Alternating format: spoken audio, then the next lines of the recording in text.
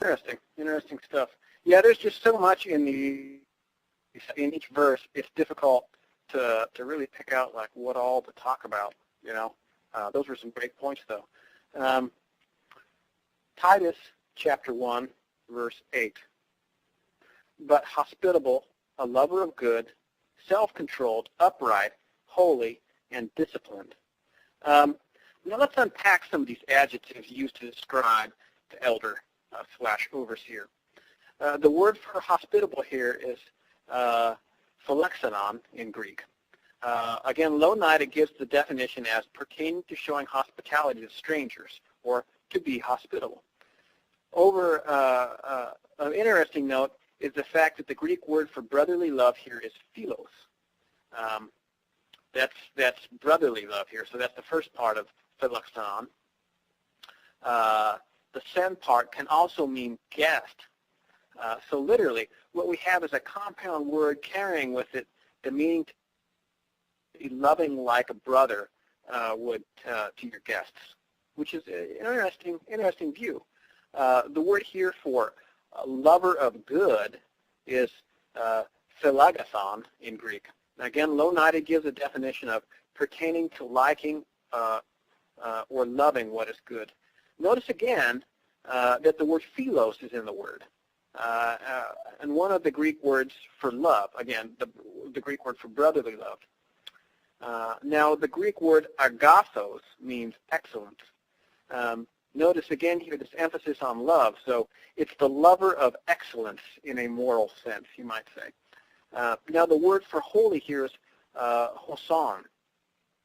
The definition for this word given by Louw-Nida is pertaining to being holy in the sense of friar moral qualities and possessing certain essentially divine qualities in contrast with what is human, holy or pure divine. An important aspect to keep in mind about holiness is that Paul and the rest of the New Testament writers would have likely had the Old Testament idea of being set apart in view. So intrinsic to being holy is these moral qualities and being set apart. So when they talk about things being holy, there's a certain element, even in the New Testament, of set apartness, just from the Aramaic background that Paul was likely thinking of. But it really means like the divine qualities in contrast of having human qualities. So we've got at least three of those down. I didn't want to go too long, so Chris. Well, that's good. I covered some of the other ones. He transitions here, I thought was interesting, into all these positive arguments or positive cases. He says before, don't be a striker, don't be given to filthy lucre, don't have this, don't have that. But here he says all the things that a pastor should be, and he describes what I kind of like to call, I know you also use the term, sort of the heart of a pastor, which I consider a special gift to some people, that they have this heart that loves people so much and wants to be hospitable. A person who has this kind of love, the Greek word, as you mentioned, the brotherly love for people. That's a unique thing that pastors should and need to have, and it's absolutely crucial, I would submit, for them to have that, because of the context of the loving on people that they have to do, and the counseling and the caring and the being there at the funerals and the this and the that. I mean, it's just not everybody can do that. So it's a gift that they have, and here he's calling for that gift in people. He mentions this term sober, which is sophrone, I guess. But anyway, it means a safe or sound mind, kind of self-controlled or moderate, and not necessarily just sober in the way that we think of it. It's quite different. So the person that so this is the kind of person, just in general, verse 8, that Paul told Titus to look for among the churches in Crete, people with the heart of a pastor. Mike? Good stuff. Titus chapter 1, verse 9. He must hold firm to the trustworthy word as taught. He may be able to give instruction in sound doctrine and also to rebuke those who contradict it. This idea, to hold firm to the trustworthy word as taught, really is bringing us back to the very fundamentals of Christianity. Paul is saying here, stand on the unchanging word of God. Hold on to it tenaciously. He's also linking it to the teaching that they got, perhaps from Paul himself, almost certainly carried on from, obviously Titus and others of his inner circle. It's interesting to zoom out again and look at this in the context of today. We are to be a link to what Paul taught and to what others who have come before us have taught. We should really know what church fathers said and where doctrine comes from. Above all, we really need to know the Bible really well. It's our only guide, so we must be jealous for the text, not just into the text. We should really be jealous for the text. Now, hold firm to trustworthy sayings as taught.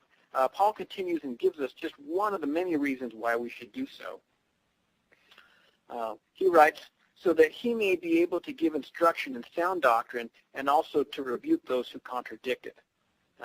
One of the great things about knowing the text well is that in the debate, you have so many more options to choose from.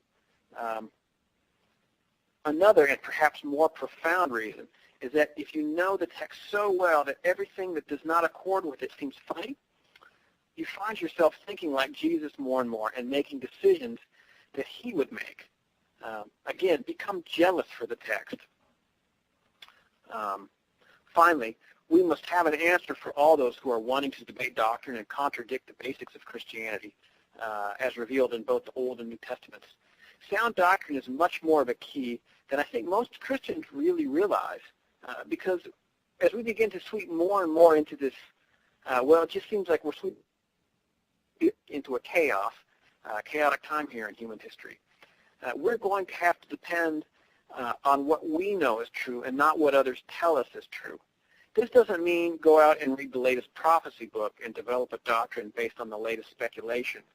What it does mean is to get serious about how evangelical Christianity articulates itself. Go out and get a book like, or a set of books like Systematic Theology 1, 2, 3, and 4 by Norman Geisler, and use that to develop a strong foundation. Again, perhaps the most important thing, I'll say it, become jealous for the text. Chris? Yeah, verse 9, it's interesting. It took me reading this verse a few times to really understand that that's what he was trying to say. He says, holding fast to the faithful word as he has been taught, that he may be able by sound doctrine both to exhort and to convince the gainsayers. And here is when he kind of shifts gears and starts talking about a lot of the false prophets and stuff that another part of Titus's job is to take care of these guys, not just appoint new pastors, but he's also got a handful of really bad dudes running around teaching false doctrine. So a pastor has to be diligent in his study of the word, and he must persevere in that study. He must be at it all the time. In fact, I get the impression that, and it says this, there's a verse that eludes me, and I should have hunted it down, where it basically is saying that, they are to be in the Word daily and seeking the Lord in prayer. That was sort of the pastors, these guys' job. And whether there was one or there was many or they were the same thing as elders, it really doesn't matter, but that's what their job was to seek the Lord in prayer for the will of Jesus for the church, because he's the head of the church, not any of these guys. And so they're in prayer to seek his will, and also seeking his will by reading the word daily. That was their job. The reason why, one of the reasons here, is to be strong enough in their doctrine to stand up to the false teaching.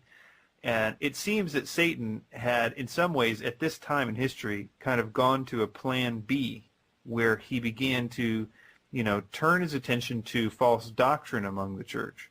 And we see evidence of this throughout the scriptures, like in the letter to the Colossians, where they were, I believe, in some kind of New Age quasi-Gnosticism thing going on there, or in Galatians, the Judaism thing, just on and on and on. False doctrine takes any kind of form that it can, whatever your paradigm is. There's a false doctrine just for you, and I see this all the time with new believers. they're often very vulnerable to false teachings of all kinds. And you can be sure that Satan is going to try to get you to believe something at that first bit. And it's interesting because it always has some form of truth, and it seems innocuous, or you can still have this and everything else that you are believing, but when it's fully developed, it leads into some type of bondage, and so it's hard to see that where it's going. But the best thing that I say, and I think really ties to this verse, the best thing that a young believer who is desiring to learn and to learn fast is to find out about doctrine. And one of the best ways to do that is just to listen to the Bible, read the Bible, obviously, in a serious way, to study it. This is a good example. Listening to this show or listening to all the other shows out there, Bible studies, is a great way. You might not know who to trust when you're, a believer and coming out of it all, and you don't know who's teaching right and who's teaching wrong.